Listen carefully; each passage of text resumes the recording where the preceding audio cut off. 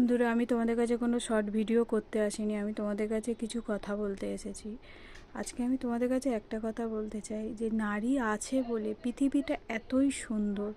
নারী যদি না থাকতো তো পুরুষরা শোষণ কি করে করতিস তোরাও তো কোনো নারীর গর্ভ থেকে জন্ম নিয়েছিস, তাকে তো মা বলে ডাকিস। তাহলে সেই মা বলা নারীকে আজকে তোরা পৃথিবীতে এইভাবে কষ্ট দিলি, এইভাবে শোষণ করলি।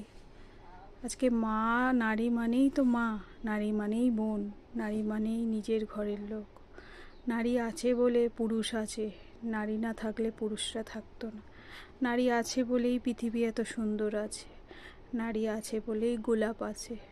নারী না থাকলে গোলাপও থাকতো না, কারণ গোলাপ ঝরে ঝরে পড়ে যেত। ওকে, টাটা বন্ধুরা।